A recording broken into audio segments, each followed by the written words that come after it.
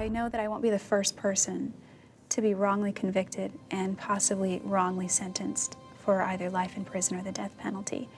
And personally, if I had my choice, I would take the death penalty because I don't want to spend the rest of my life in prison.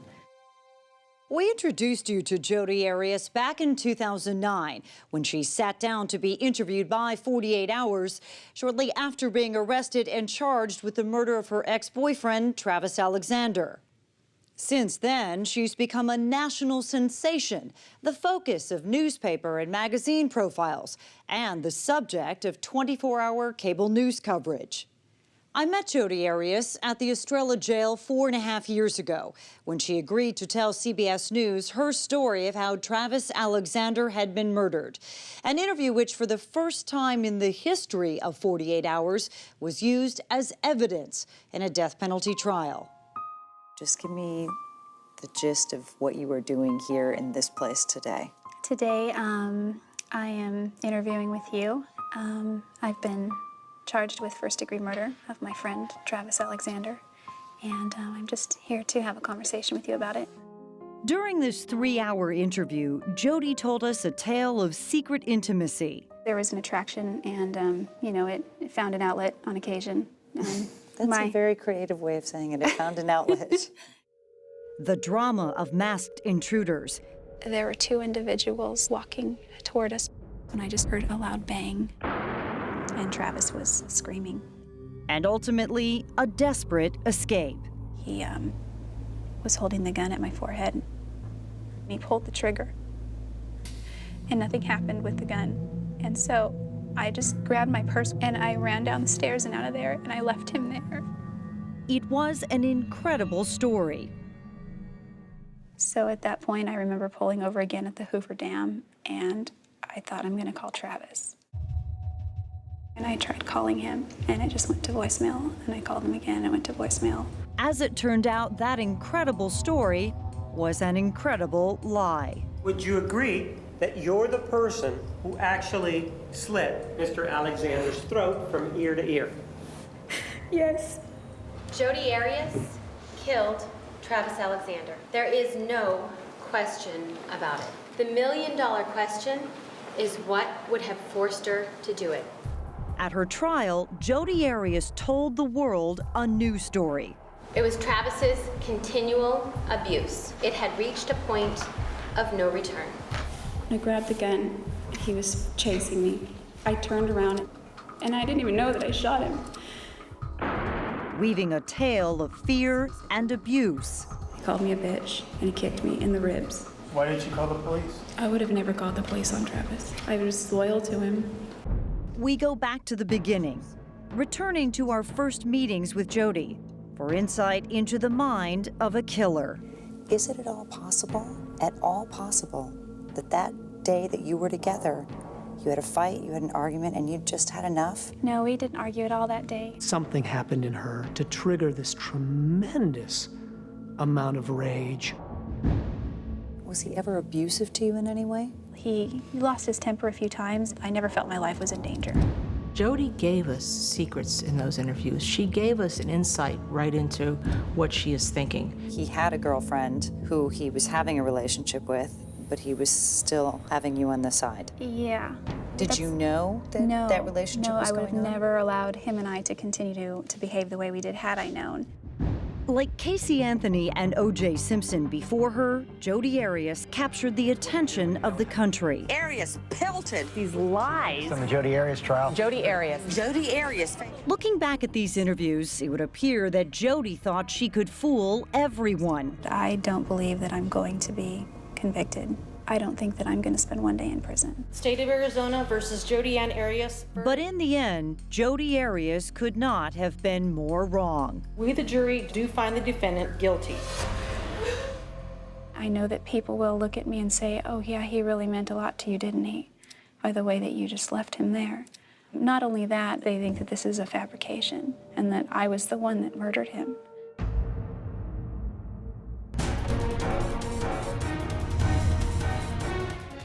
I'm Maureen Maher. Tonight on 48 Hours, unraveling the lies of Jodi Arias.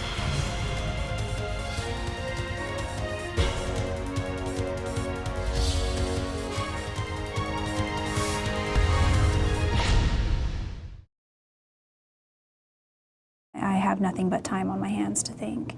And that's when I really began to try and remember and relive that day. And then it just gets so horrible that I shut it out and I don't want to think about it.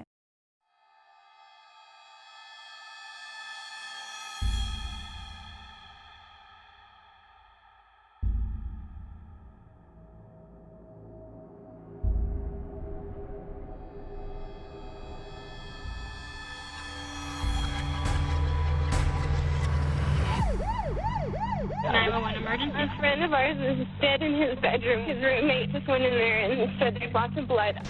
It all started in 2008. When Travis Alexander was found dead in his bathroom, the first question homicide investigator Esteban Flores had was who? When did you first hear the name Jodi Arias? We heard that name from day one. There were certain individuals who gave us that name and said, you need to look into Jodi Arias.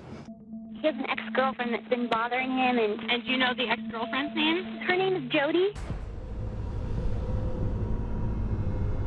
The state of Arizona versus Jodi Arias. Now, 4.5 years after Jodi Arias was arrested and charged with first-degree murder, are we ready for the jury? The question that needed to be answered was why. Travis Victor Alexander, an individual that was one of the greatest blessings in her life. Well, she knocked the blessings out of him by putting a bullet in his head.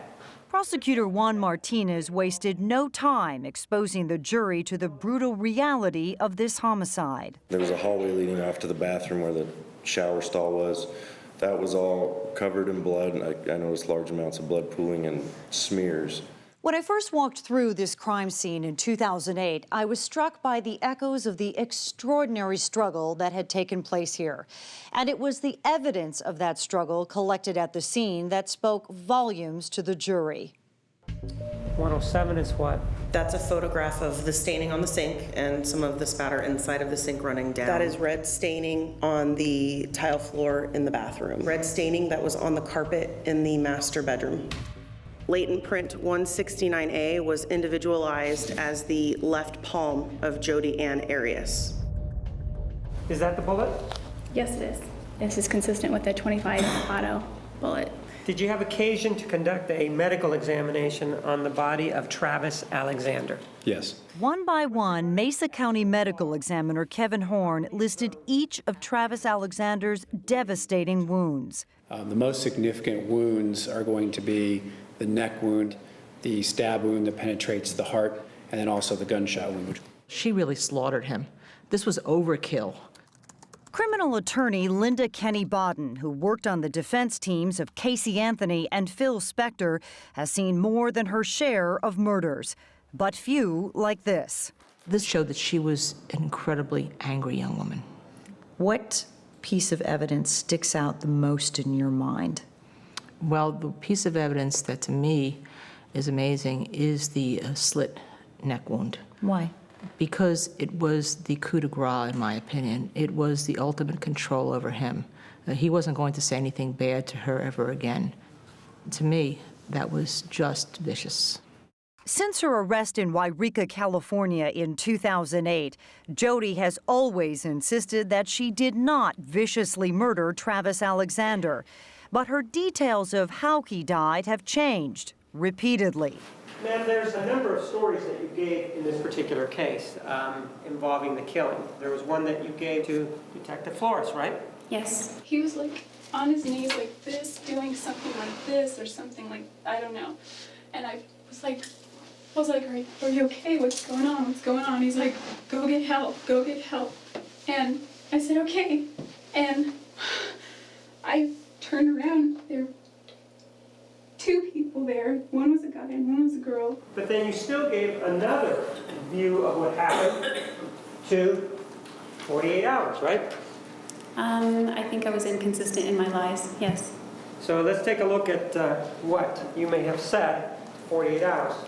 In the 25 years that it's been on the air, this is the first time a 48 hours interview has been used as evidence in a death penalty trial. I was hit on the back of the head. I don't think I was out very long, but when I came to, Travis was on all fours on the tile, and he was, well, I say all fours, but one of his hands was actually holding his head. And that's another version of the events that occurred on June 4th of 2008, correct? Yes, And they're not true. neither of them. Well, it's all the same thing, it's just different versions. Couldn't keep my life straight. But Bodden says that her experience with other defendants suggests that the story Jodi told 48 Hours may contain elements of the truth. Jodi gave us secrets in those interviews. She gave us an insight right into what she is thinking. She was in the bathroom, standing over Travis, and I charged her. She talks about having a fight with the woman, and she describes the woman who attacked Travis as being, about her height and Caucasian. Well, that's her. I ran down that hall and I pushed her as hard as I could, and she fell over him. She then talks about power later on in that interview, and she talks about having a gun. They just kept arguing back and forth whether or not, to kill me. And if somebody has a gun to your head, you have the ultimate power.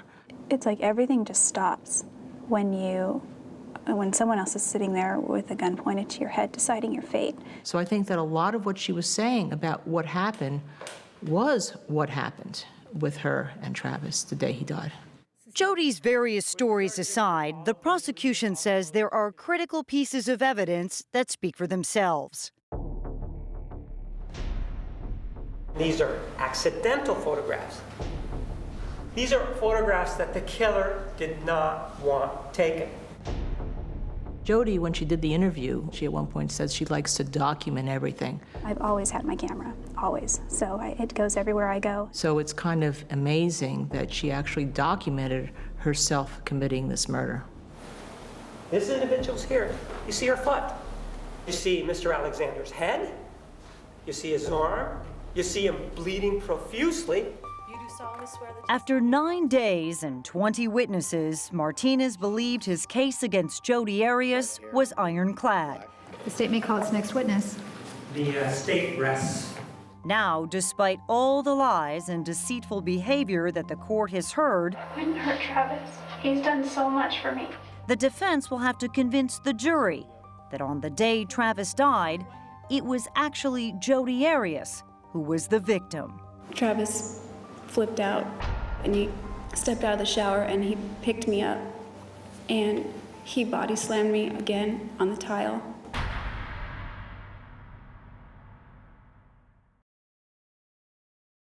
Oh, holy night, the stars are brightly shining. It is the night of our... Even in jail, awaiting trial, Jodi Arias had little trouble keeping herself in the spotlight and caught the attention of the media when she won a jailhouse Christmas singing competition. Well, I appreciate your vote. Thank you very much. The defense calls Jodi Arias. Ms. Arias, please stand to be sworn. And when the defense finally presented its case, Jodi took the spotlight again, taking the stand to tell her unbelievable story of self-defense. Among those listening were Jodi's mother, her aunt, and Travis's family.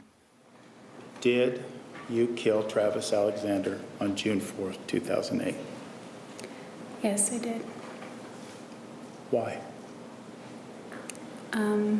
The simple answer is that he attacked me, and I defended myself. The biggest hurdle is Jodi herself. The fact that According to trial lawyer Linda Kenny Bodden, putting a defendant like Jodi Arias on the stand can be extremely problematic. Because then the case only becomes about the client and what she said. And that jury is always going to go back to what Jodi said. Ms. Arias, you are still under oath. Do you understand? Yes. And what Jodi had to say was shocking. I'm taking pictures of him. We were trying out different poses. And when I went to delete the photos, as I moved the camera, it slipped out of my hand. So what happens after you drop the camera? Travis flipped out and he stepped out of the shower and he lifted me up and he body slammed me again on the tile.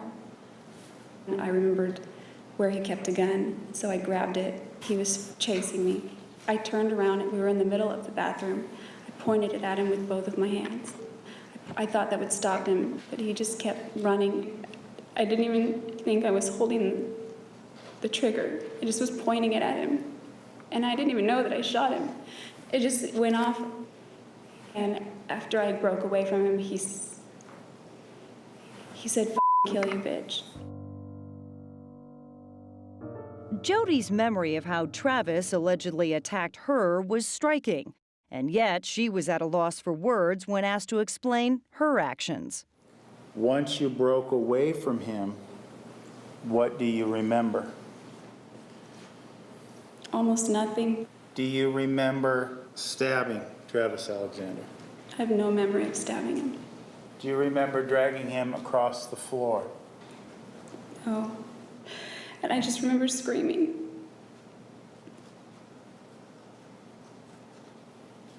I don't remember anything after that.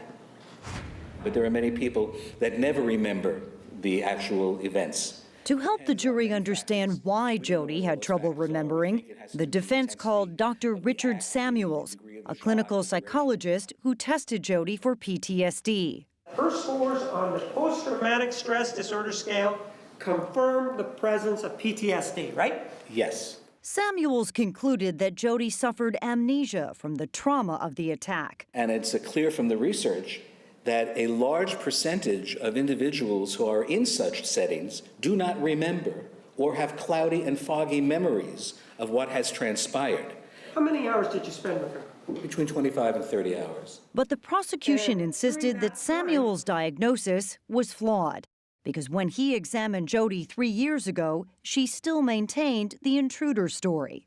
You confirmed the presence of PTSD, even though you've just now told us that this is based on a lie.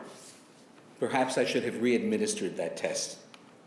Altered mental states, which are of such magnitude that a person has little or no awareness of their behavior, are very, very uncommon. Dr. Stuart Kleinman is a forensic psychiatrist and consultant for 48 Hours. So it's very reasonable to conclude this person acted out their rage and told lies about it afterwards. Jodi Arias claims she not only has no memory of stabbing Travis more than 24 times and slitting his throat, but she also has no memory of altering the scene. It wasn't until after driving hundreds of miles into the desert that her mental fog apparently lifted, and she suddenly realized she had done something horribly wrong. Did you believe he was alive? I didn't know, but I didn't think he was. I was scared, and I couldn't imagine calling 911 and telling them what I had just done. If someone after a crime engages in behavior which suggests an effort to cover it up, then that would not be consistent with amnesia. If you didn't remember what had happened, what's the need to cover up something? You did grant interviews to people from 48 Hours, didn't you? Yes. There were 2 interviews, right? Yes. Martinez hoped that by exposing Jodi as a liar, he would discredit her with the jury, and once again presented clips from Jodi's 48 Hours interviews. Travis's family deserves to know what happened, and because I may be the only person that will ever be able to say what happened that day, I wrote them a letter. In that letter, you actually tell the family that the people that did it were this male and this female, right? Yes. So you lied to them, didn't you? Yes. When you asked me if I was angry or outraged, I'm more angry and outraged that his life was taken and that he had so much potential. I know that I'm innocent, and even though this is a very serious thing to be charged with, there's no reason for me to be sad, because I know that I'd never hurt Travis. I did see Travis the day that he passed away, and a lot of things happened that day. I almost lost my life as well. Nowhere in that recitation or in any of the interviews that you gave with 48 Hours did you ever indicate that you had memory loss, correct? That's correct. I have faith that in the end everything will be made known, everything will come out, and in the meantime, smile, say cheese. It takes a certain kind of person with great chutzpah to go on national television and tell a big lie to the entire world. Am I allowed to tell you what I'm trying to say? And Jodi displayed that same tenacity during her 18 days on the witness stand. You say that you have memory problems, but it depends on the circumstance, right? That's right. What factors influence your having a memory problem? Usually when men like you are screaming at me or grilling me, or someone like Travis doing the same. So that affects your Throughout the heated cross-examination, Martinez vigorously attacked Jodi's story. Ma'am, were you crying when you were shooting him? I don't remember. Were you crying when you were stabbing him? I don't remember. How about when you cut his throat? Were you crying then? I don't know. But to save their client's life, the defense tried to destroy the only thing left of Travis Alexander, his reputation. The instances of violence were becoming more frequent and more severe.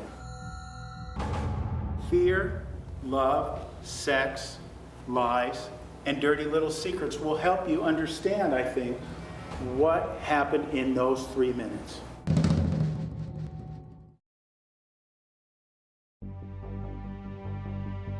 Jodi's life was in danger.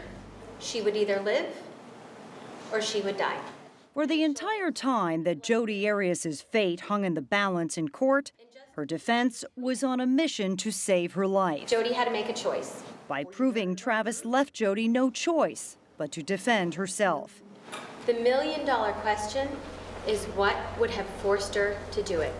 Jodi's answer? An accusation of her own. It was Travis's continual abuse. And on June 4th of 2008, it had reached a point of no return. Jodi now claimed there was a dark side to Travis and that she lied to cover up the truth about domestic abuse in their relationship.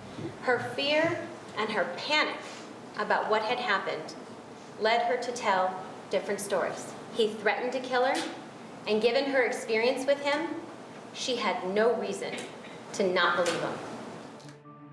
It was a challenging defense, one that, in addition to her story of intruders, Jodi may have been considering when she spoke with 48 Hours just after her arrest.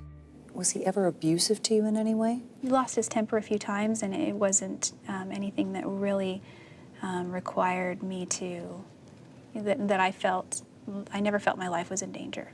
I'll say that. Did you show the physical signs of it? Yes, but I was able to hide it pretty well, I think. Arms? Arms, legs, torso.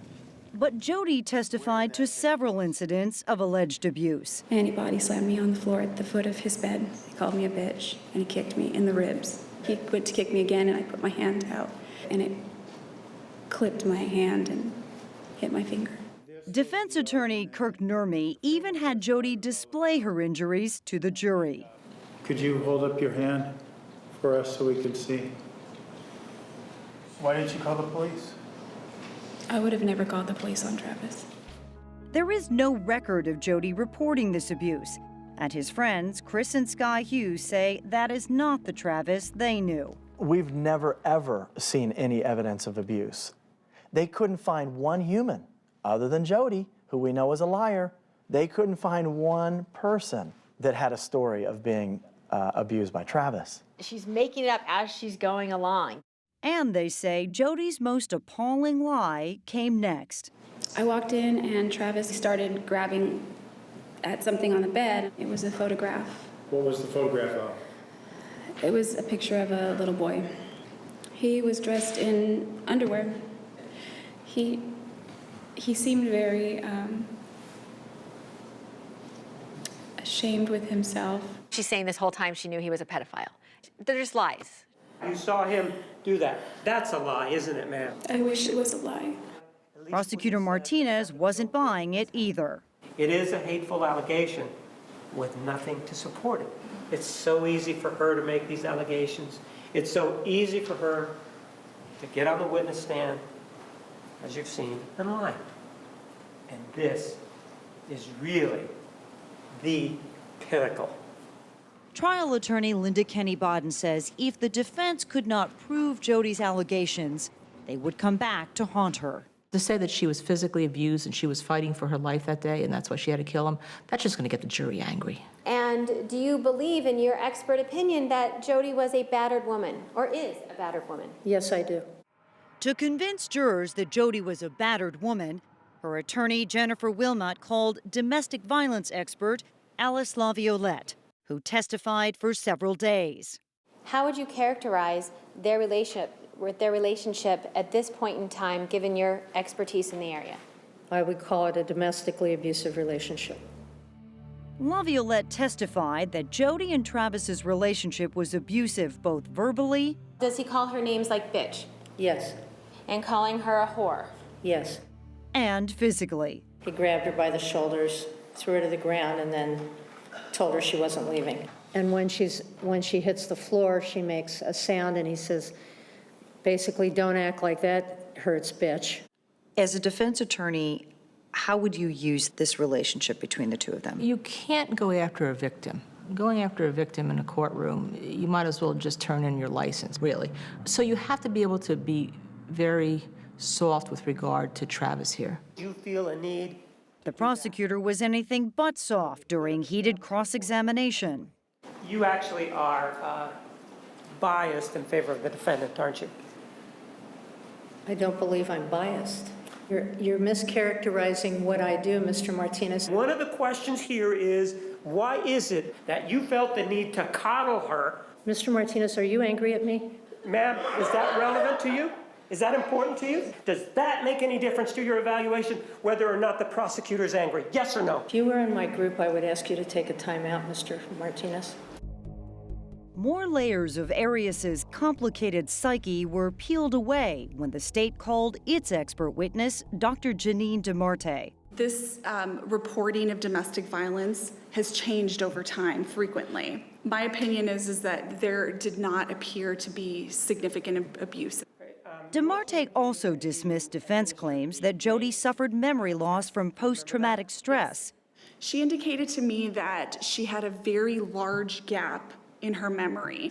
That's not how it typically presents with traumatic memories. Instead, DeMarte testified that tests she administered suggest Jodi may have a borderline personality disorder. You could see it in her journal entries that went from happy to sad very quickly. There is some indication that she has some anger problems, that she had some strong feelings of anger internally. She couldn't let him go. Even from Wairika, she couldn't let him go. The prosecutor said Jodi's desire to be with Travis had no bounds, and she would stop at nothing to get what she wanted. Her motivation for this was that she just wanted him. You don't think she could have just snapped? No, this was a buildup that led to her ultimately making a decision in a passionate way. By continuing to have sex with Jodi on and off for at least 9 months after they broke up, Bodden says Travis may have unknowingly sent Jodi mixed signals. He really didn't know and probably didn't care because when you're young and you're having sex, the way Jodi made it very easy for him, and he didn't realize that he had this rattlesnake by the neck.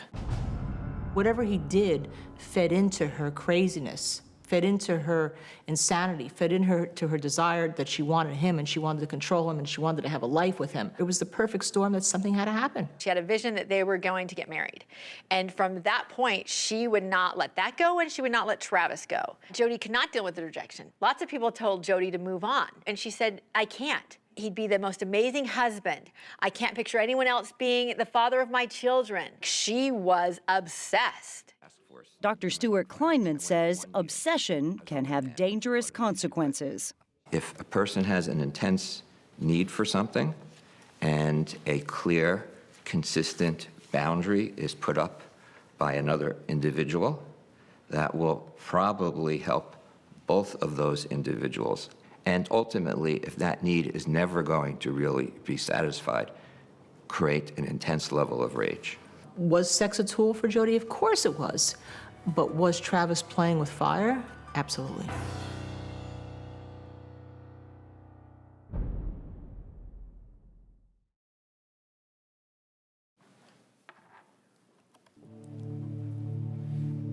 For the families of Jodi Arias and Travis Alexander, enduring the trial was a trial in itself. What are we looking at here? That's the shower stall with the body crammed down on the bottom of it. Oh, it's very, very hard. I mean, they're never going to get over this.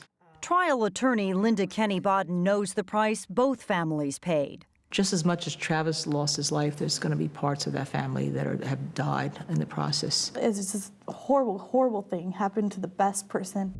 It was an unthinkable crime, as Travis's siblings Samantha and Stephen told us in 2008. And you would never in a million years think that that would happen to Travis, because things like this don't happen to people like Travis. And you're the one that did this, right? Yes. The family of Jodi Arias has had to endure their own torment. First, watching as she was cast as a cold-blooded killer. And you would acknowledge that a lot of the stab wounds were to the back of the head and to the back of the torso, correct? Okay. No, I don't count them. I don't know. I'll just take your word for it. And then hearing Jodi tell the world that she has been abused her entire life. You told us that your dad hit you with the belt. Yes. After age 7. Yes. Did he leave welts? He didn't leave welts as often as my mom. She also used to belt. My dad was very intimidating, so I don't think he needed to hit us quite as hard to get the point across. My mom didn't carry that fear factor with her, so I think she used more force. She's lying. She's making it all up. And she staged her defense by lies. Do you think jurors are impacted by family who are in the courtroom, their reaction to, say, crime scene photos or even testimony by the defendant? I think they are, but then they do a very good job of compartmentalizing it. Jury expert Richard Gabriel, who has worked with the defense teams for Casey Anthony and O.J. Simpson, says jurors are able to separate themselves from courtroom drama. Does it impact them when they hear sobs in the galley? Yes, they absolutely hear that, but they do a pretty good job of trying to divorce themselves from that. The jury's not going to feel sorry for Jodi. They can only feel sorry for her family and hope that the sorrow they feel for her family is more merciful than what she felt for Travis. And during her 18 days on the stand, Bodden says Jodi thought she could win the mercy of the jury. Some defendants are manipulative, and they think they can manipulate the police, and they also then think they can manipulate the courtroom, and that's the problem. You can't manipulate everybody. Her being on the stand for so long was just disgusting. Travis's friends, Chris and Sky Hughes, believe Jodi relished her months in the spotlight. She enjoyed it.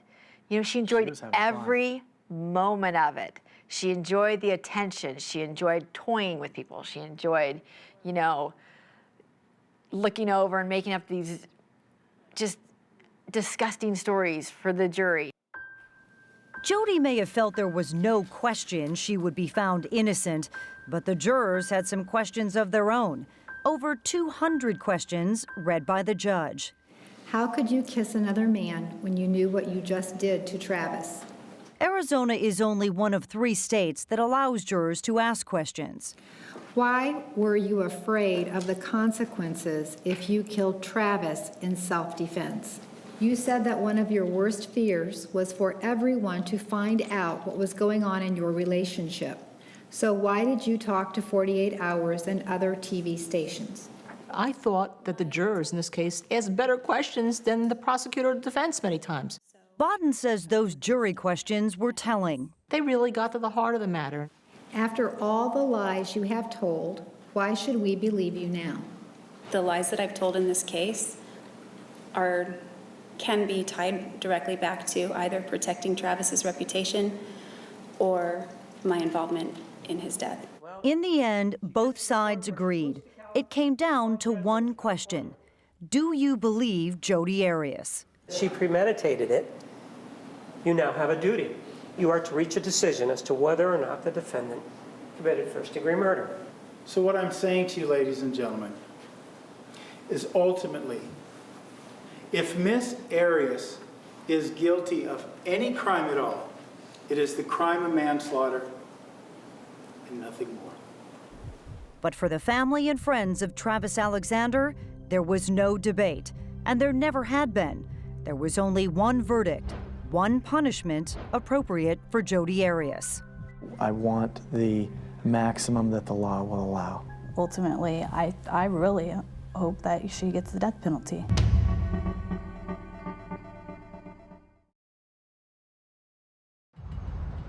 Justice and what it would finally look like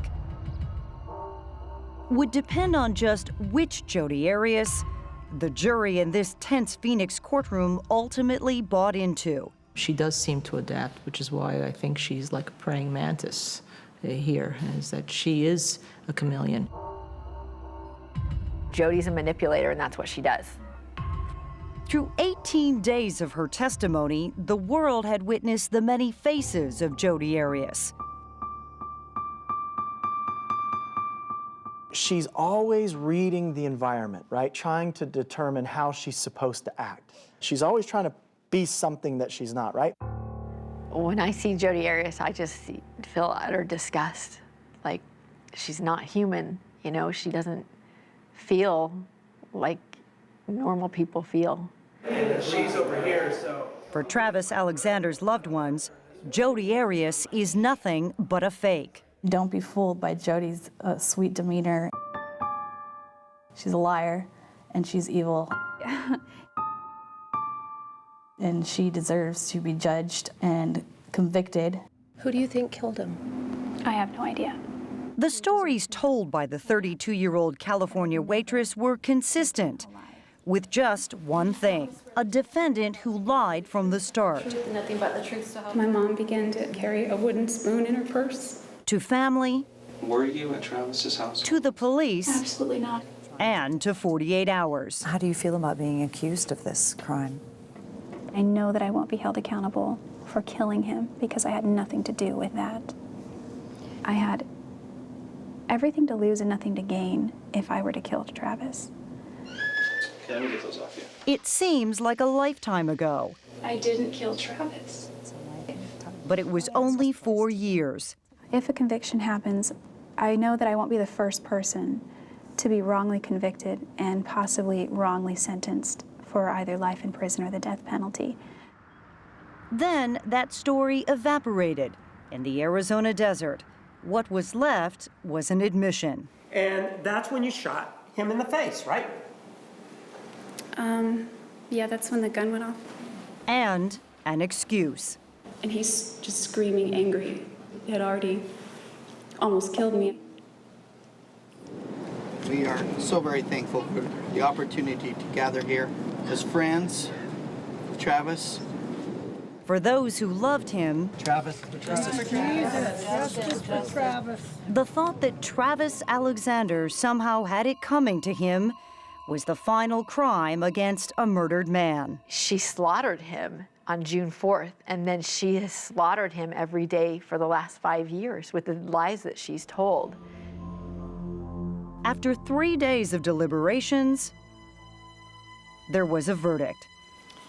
The State of Arizona versus Jodi Arias, verdict, count 1. We, the jury, duly impaneled and sworn, in the above entitled action, upon our oaths, do find the defendant as to count 1, first-degree murder, guilty.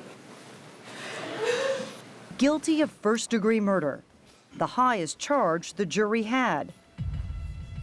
The death penalty was now on the table.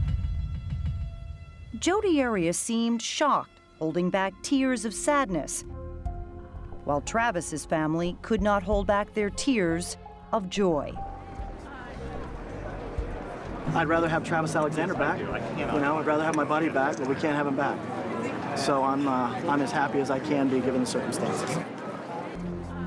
A week after the verdict, the sentencing phase begins with the prosecutor trying to convince the jury Jodi Arias deserves death. And the last thing that Mr. Alexander felt was this knife coming towards him. The first decision comes quickly. The jury rules the murder was especially cruel, clearing the way for the penalty phase. Is this your true verdict, so say you want it all? Yes. The jury heard from those who loved Travis Alexander. his brother Stephen. Why him? Unfortunately, I won't ever get the answers to most of my questions. Questions like, how much did he suffer? His sister Samantha. Travis was not shy. He was full of life. And the jury heard from the defense that Arias would testify one more time. And talk to you about how she viewed her life. That should be next week, when we may also find out whether Jodi Arias lives in this Arizona prison for a minimum of 25 years or dies here. 4 years ago, she seemed to sense her fate. If I had my choice, I would take the death penalty because I don't want to spend the rest of my life in prison. And after her guilty verdict, Arias seemed almost wistful in talking to a local reporter. I believe death is the ultimate freedom, so I'd rather just have my freedom as soon as I can get it.